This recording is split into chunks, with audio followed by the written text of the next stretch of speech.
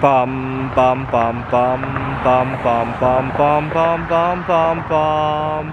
The Peter Dislike Show. Bum bum bum bum bum bum bum. You know, I often hear discussions about how many people live in a food desert, don't have access to healthy foods. And I often think to myself, even if that were true, which oftentimes kind of bends the truth a little bit, right? There are some people who put a low priority to eating healthier, right?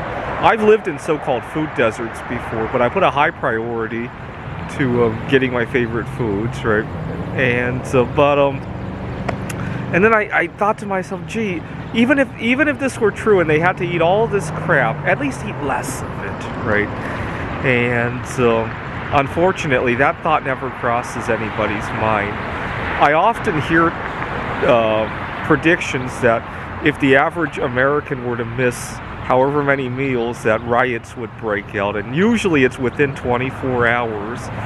And I'm thinking to myself, gee, if we all stopped eating 24 hours, we'd actually be a little bit healthier by the end of it.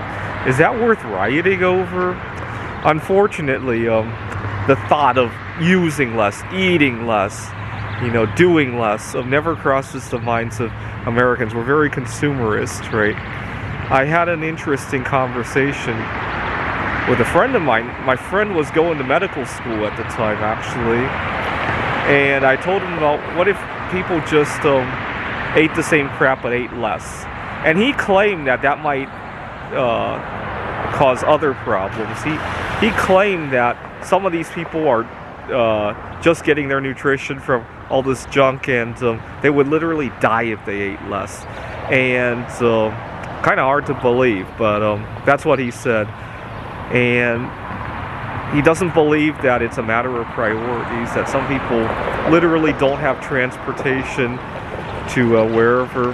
Now, I gotta point out, part of this is demand-driven as well, right? If you live in an area where people don't put high priority into eating healthier, of course, a Whole Foods is not gonna open there, right? You have to be out of your mind to open a Whole Foods in an area where people put priority toward other stuff, right? That's just basic economics, right?